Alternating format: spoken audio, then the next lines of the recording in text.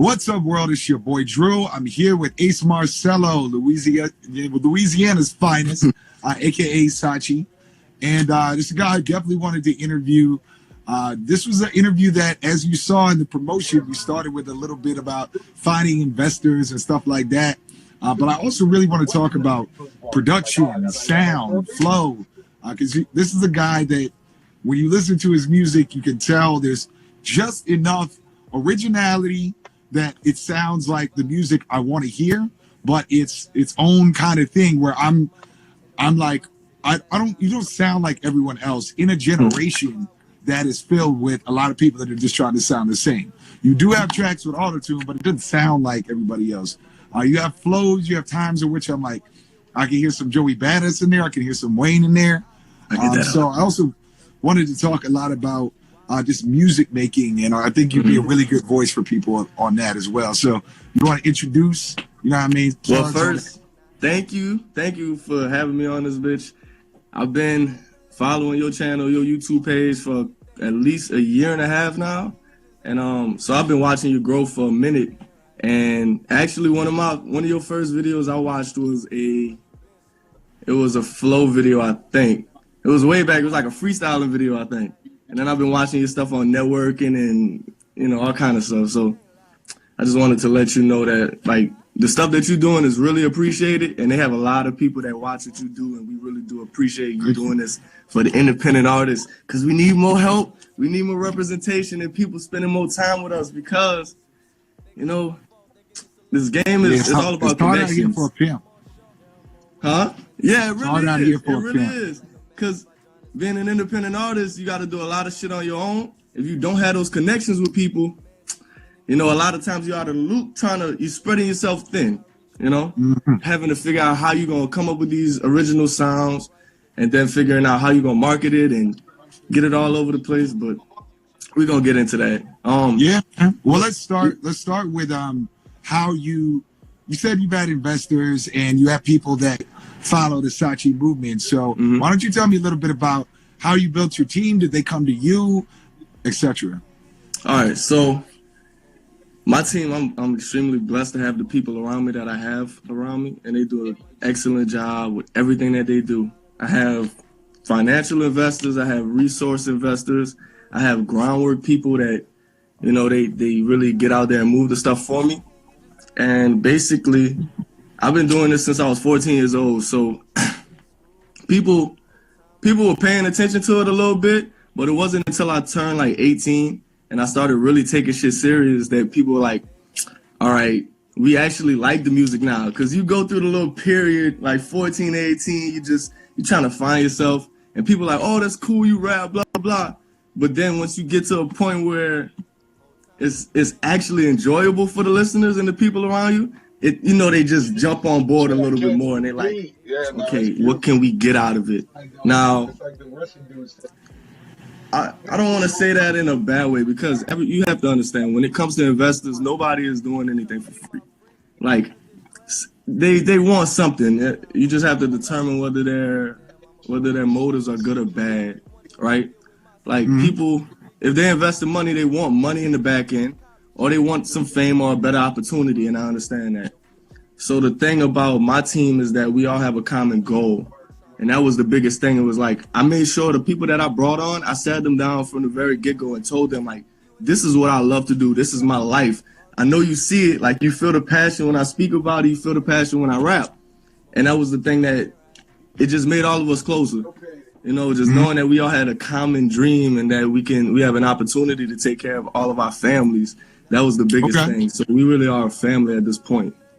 So run me through that sit down, because I think that's something a lot of up and coming artists, maybe want a team, haven't ever even tried. How did you sit them down? Was it one-on-one? Was it a big group, etc.? Yeah. Okay. So it was at first it was one-on-one because they didn't all come at the same time. Like it was one-on-one for two of them, and then the other 2 to 3 of them, they came later. But at that point, I had to sit everybody down. It's like, okay, this is the team. This is the inner circle. This is what this is what I'm bringing to it. This is what I want each one of you to bring to it, so that we all stand on a common place so we can just build from there. and everybody fell in line, and you know, we don't have any egos about the things. We pretty much understand our roles and we know how we should move. But it's also a situation to where when I sat them down, when we had this team meeting, it wasn't just like me just shouting at them and just, okay, I'm the leader, y'all follow me. It wasn't that. It was a collective thing. So, you know, I brought my ideas to the table, and then I'm sitting there listening. Actually, I let them give their ideas, their opinions first, you know, because I want to hear everyone else's opinion first, and then I want to give mine like, okay, I understand everything that y'all saying. This is what I agree with, this is what I disagree with. When you say the common goal, is this Ace Marcello as a brand, or is there a larger, like a label thing? What is the actual goal that y'all are all going towards? So at that meeting, we actually came up with something called Raw Vision. And it was just, you know, you do this little name generators like Childish Gambino shit. Yeah. So we was like, if we had a label, we had to come up with a label, what would it be? And we just came up with Raw Vision. And we just look at ourselves as visionaries. And it just kind of stuck. So somewhere down the line, we're going to turn it into something bigger with the Raw Vision Collective. You know, do a bunch of different things. But as of right now, like, we're just focusing on Ace Marcello and getting that brand as big as possible so we can affect other things, you know? So it's like, I know that ASAP talked about when they were in Harlem coming up, they were like, all right, we're going to get Rocky on first, then we're going to get Ferg on, and then the whole mob, and that actually worked out, you know? Yeah, I kind of look at it like that. We have some, I mean, I grew up with other artists. Like, I didn't just jump into this. Like, two of my brothers, two of my closest friends, they rap. Jared Dreamer, A Different Breed. So those are my brothers. Those are the people that got me into rap. So I'm always going to look out for them. You know, whoever gets that opportunity first, it's like a brotherhood. We just all in it. Yeah, with that in mind, kind of on the team building topic, growing up with other people that you rap with, I know that I had, you know, I was the kid in school that always had people to spit bars with, and I turned out to be the best of them just because I worked the hardest. But did you find that was helpful? Were you more competitive? Were you always the best growing up? What was it like to grow up with other motherfuckers you were rapping with? I was shitty. Shitty. When I was 14, the funny story is I didn't even want to do it. My two brothers, they was rapping and shit. Like, they was in the front seat spitting, like, we went to Circle K or something. Like, go get something. We were supposed to be playing ball. And I'm just in the back seat with the ball. I'm like, man, can y'all hurry up? I'm trying to ball on these. Because I thought I was going to be Kobe. That was my first dream. I wanted to be the next Kobe. So we 14, freshman year of high school. And then they like, one of my brothers had his little in-house setup, you know, in the little corner of his room. His mom had paid for that. So they was finagling around with that. And it was him and my other brother. And it was like, man, we gonna spit to that. Future had just came out with Tony Montana. That's how long ago it was. Just came out with Tony Montana. So they was like, yeah, we gonna spit to that. And it was like, we gonna name it Joe Montana. They named the shit Joe Montana. So they actually started doing it. And it was like, man, you need to hop on it. So, man, I have no interest in this. I listen to music, but I'm not really trying to do that. He was like, man, just come on, just write something, you know? So they gave me a pen and a paper. I was in the back seat. I wrote down my little thing in like 5 minutes. I wrote it down. And I spit and it was whack as hell, but it was good enough to make me feel like, okay, this is something that I should pursue. And that was the start of everything. But yeah, I started off shitty. I started off bad, but it was something that over the years, you know, I got better at it.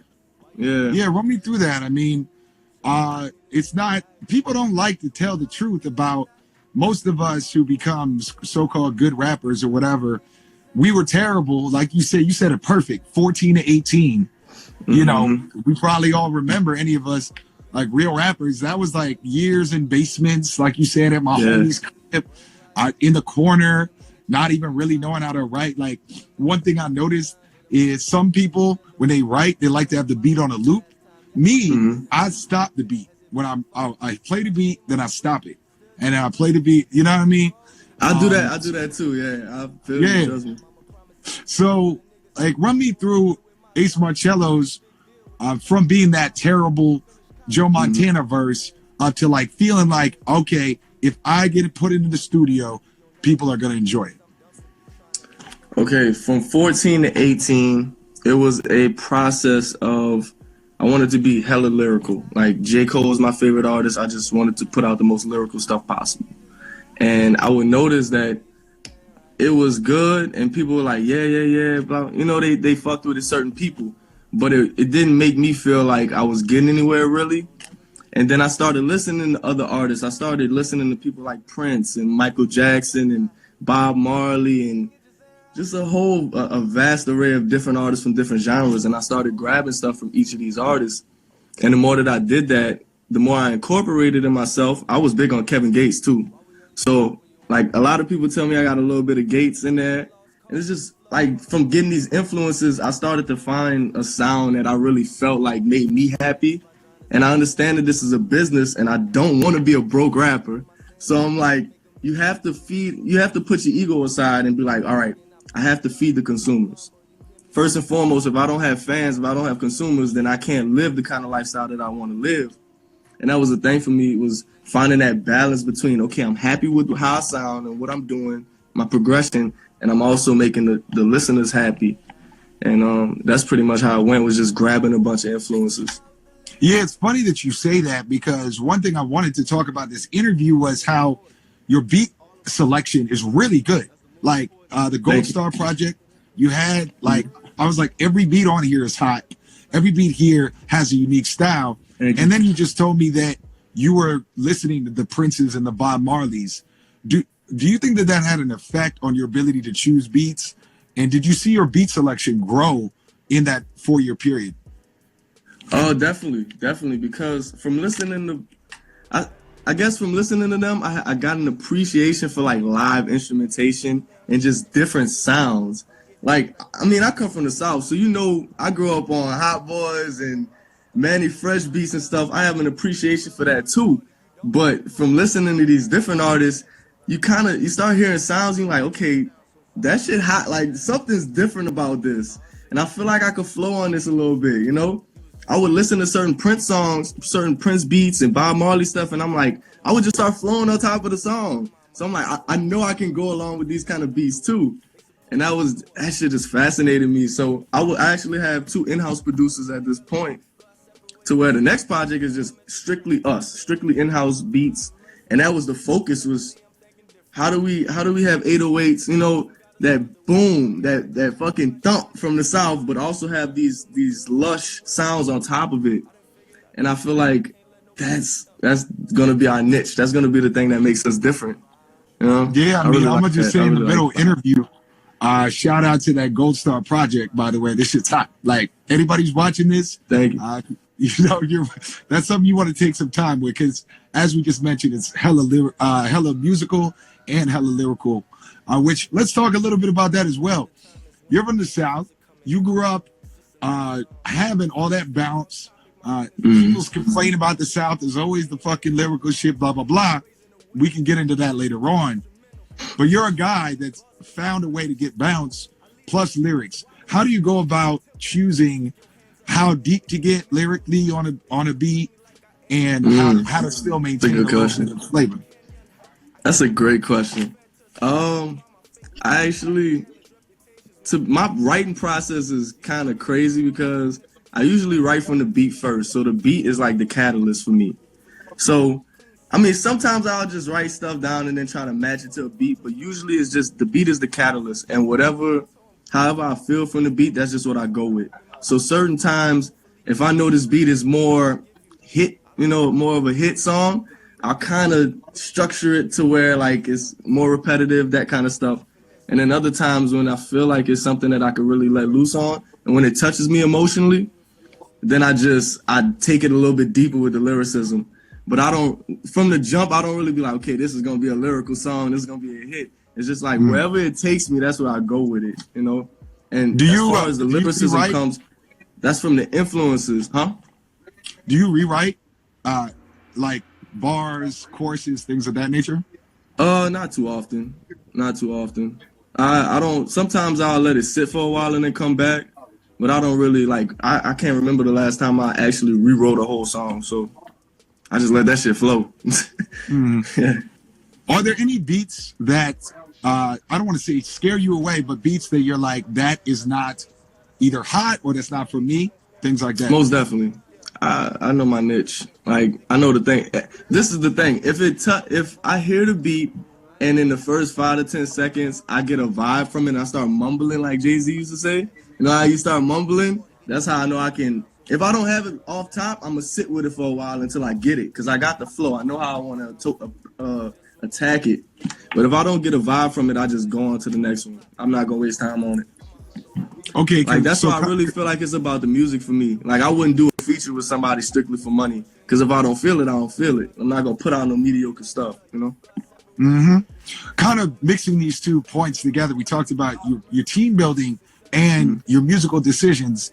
How much influence does your team have on what you're gonna do with tracks, write it, all that? Well, okay, so my team consists of a lot of different parts. So I have people on my team that listen to the stuff after the fact, and I have people that are there with me while I'm making it.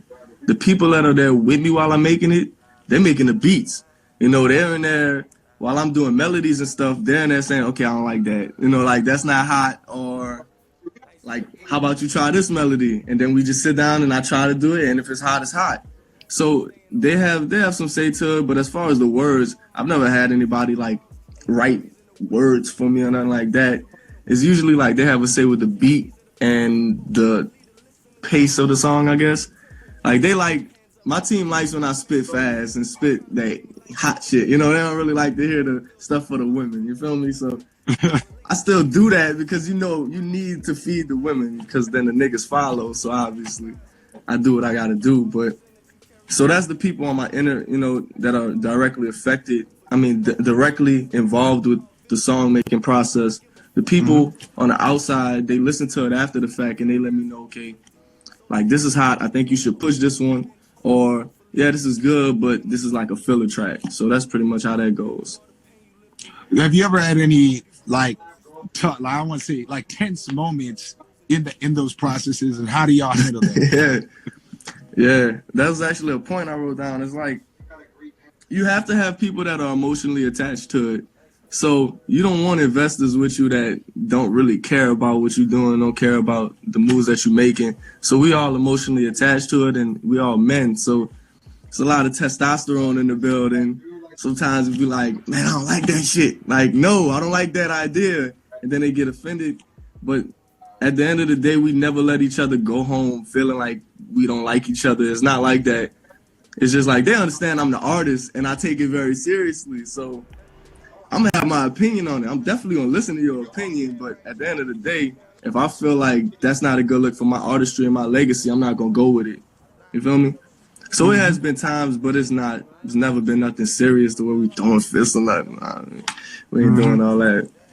So how many people in your team are artists themselves, and how do y'all, I know you said you got your brothers, how do y'all manage the stardom, or somebody gets a look like this will be your look for the day maybe, and then your brother might got some tight shit next week, etc.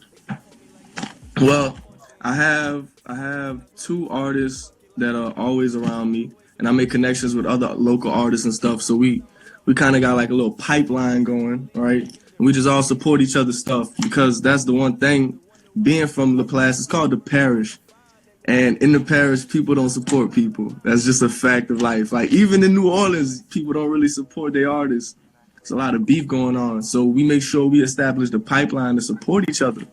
So when they got something coming out, as long as they tell me ahead of time, I'll be promoting it a week, 2 weeks in advance for them. And they'll do the same for me. So we just keep that communication up.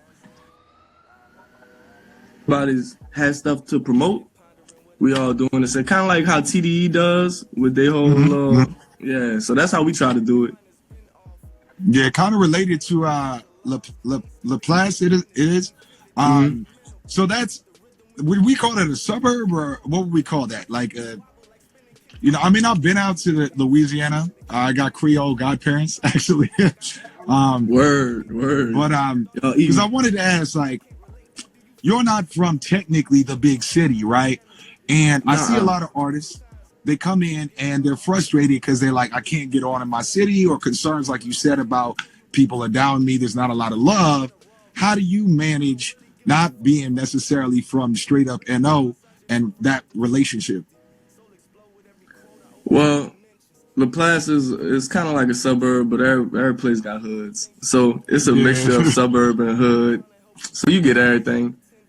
As far as managing that, you just got to you have to make your presence known in the city. You know, you got to make your presence known in New Orleans and Baton Rouge, and that's it. And with the internet, you know, you can get popping everywhere else before you get popping in your home state. So that's a big thing, is taking advantage of that. You know, you got to be smarter, but you got to take advantage of the internet. Especially when you come from a country little town like LaPlace, which we putting it on our backs right now. Like, people know what Sachi is. They know they hearing the music. So we putting it on our backs, but we trying to take over the internet. Okay. I want to ask one other thing, kind of going back to the beginning of what we talked about. If there's somebody watching Sachi, How to Rap Jew, they're like, all right, I feel inspired.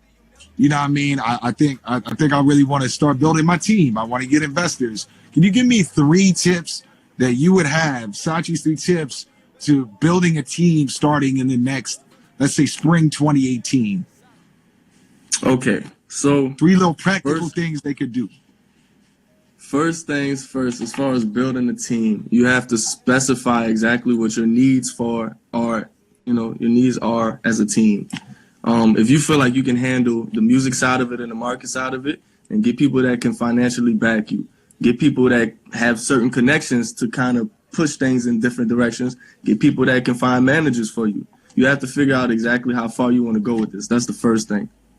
Second, once you figure that out, you have to make sure that these people are a good fit for you, because a lot of people can do stuff for you, but they might not be a good fit for you emotionally. And, you know, you have to find the right people. Like, to me, a good investor is somebody that's emotionally attached to it, but still stable, right? They also have to be able to see the bigger picture, and they have to bring new ideas and connections to the team. When you see the bigger picture, a lot of times you might put money towards a certain investment opportunity, and it kind of falls through, because that happens a lot of times, especially when you're first starting off. And a lot of times I've noticed with previous people, like, they'll get mad that things fall through because they putting up the money or whatever. But you have to have people that see the bigger picture and understand that this shit it's not just gonna pop off with one little investment. So that's the second thing, is finding the right people. Third, I would say you got to make sure that you maintain your leadership as the face of the franchise. Because as soon as you lose the respect of your team, there is no more team. Yeah, can you talk a little bit more about that? What do you do without, like, outing yourself if your team's watching, like, oh, that's the trick you've been doing? But, you know, what do you do to maintain the leadership aura? Let's say it that way. Well, all of my team is my friends. Like, that's my brothers. So we already have a very deep relationship with each other. So that was one thing, is making sure that you don't do no slimy shit, you know? Like, making sure you keep it 100 and let them know, okay, this is business. Like, we friends and all, but this is business. We have a lot riding on this. So as long as you make sure that they understand what's at stake, that's the first part, is like always keeping their respect, is that if you stay focused on your path and your purpose, they're going to see that and they're going to follow suit. They're going to understand, okay, this isn't a game. He's not just playing with our time or our money. Like, he's very serious about this. He's willing to do anything to get this for himself and for the team. So I think that's the biggest thing, is making sure you stay on your purpose and stay growing as a person. Yeah, I mean, it sounds like a lot of lead by example and taking. Yeah. I think because we all men. We all men, you know. We all men. So I'm not babysitting nobody. I'm just setting a good example, and we all follow suit. We all bring our own things to the table. Yeah, man. Well, yeah, let's kind of wrap it up. I want to take some questions. I see people giving us mad hearts, so they know we're killing it right now. Mad love to Sachi for that. One other thing I wanted to just add in is DM networking. I mean, we linked up. I've been hitting the DM networking pretty hard. I can't even remember exactly how you and I were just like, all right, we seem cool. Like this seems like this would work. And we just joke around and shit in the chat and all that. What are your tips?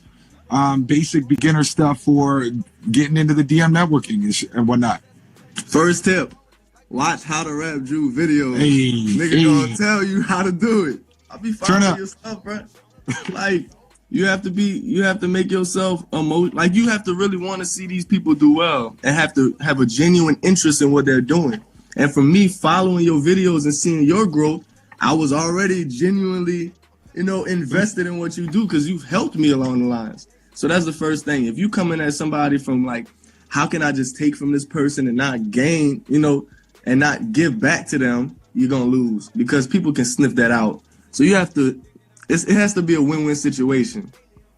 Has to be a win-win situation. That's the first key to marketing. Key to networking. Yes, one dude, actually it's funny, I never told this. There's one guy, after I did my first IG Live interview, this guy who I'd never heard of immediately DM'd me like, yo, I want to do an interview. I need an interview. Like, never introduced himself. I never heard of him. And he's been hounding me ever since. And I've literally thought about like shooting a handheld video like, dude, I don't even fucking know you, bro. Like he's like, how do I get an interview? And I was like, well, first I have to know you and I have to fuck with you to say. But yeah, you can see a little anger there. But yes, like one little trick for me is treating people. If we were in person, how would we communicate, right? Like you said, we men. So if we were about to do an interview or do business, I would be like, what's up, man? I'd be respectful. I'd be clear. I wouldn't be like, exactly. Now, one of the kind of bringing it all together, because I think one of the main pieces of game you gave us was, I hear the word emotional investment all throughout everything you're saying. Can you talk a little bit about how you've gained the trust and emotional investment of others and anything you could think of that somebody watching this could be like, I need to work on getting people to emotionally invest in me? Emotional, man, it's game. It's just game. It's like when you dealing with a female, it's just game. You have to make them emotionally invested in you and vice versa. I feel like when people, I'm emotionally invested in my craft and this is my life. Like this is my purpose. So I think when people see that, they feel the energy. It's not just like I'm talking in a monotone voice and I'm not, I think that's the first thing that makes people want to fuck with you is that you actually are very attached to what you're doing. And I really like seeing other people doing the same thing. I like seeing people living the life that they want to live and being enthusiastic about it and helping them get to that point. Like I feel like that's my end game at some point after the rap is like helping people find what they really want to do. So I've been practicing that. I've been talking to my team. I've been talking to my friends and stuff, trying to see, okay, like what is something that you really want to do, something you're really passionate in, and how can I help you get to that point? And that's how you win people over, is just by being genuinely invested in them. Because we all human beings, man. Like we all like to think that we're on our own path and we're all separate. But I believe in collective consciousness. Everybody's consciousness is attached. Like the things that I do affect everybody else in this world in some way. It affects everybody else, so I just make sure that I stay connected to people, Yeah, man. It's one thing that, like, even these interviews, like, I'm gonna be straight up. This is only like interview number 5, but I'm loving these things. You know what I mean? You get to know somebody. It feels like when people like yourself start the interview with, yo, I've been watching you. I really appreciate it. Like you said, that there's some, if you believe, depending on people believe in God, but there's some in that's larger than us. And even though we might be on different sides of the country, even through a split screen, people can feel that, So I want to say thank you to you too. And everybody who's watched these and enjoys these. Thank you, bro, for real. Thank you for this opportunity. Like, shit was dope. Why you slide on the late night? But you don't ever need a day night. You in love with the late night. Hardcore, so you think like the Ice King, it just ain't right. Smoke weed, just a thing, right? Both tryna get screwed. Whole time while you been screwed. Why you slide on the late night? You don't ever need a break, like need a minute, you could take 5. Been a minute since he came down here to my city. I'm sincere, lil' mama, in no animosity. Last time, yeah, visit, guess it been a hot minute. Has it been 5 weeks since I seen my freak? Still ditch class, still get thrown. In the meantime, wasting mama money. I done been there, mama promise I ain't judging. But a nigga stay wondering why you deal with my Sachi. What's the big deal? What you trying to get out this?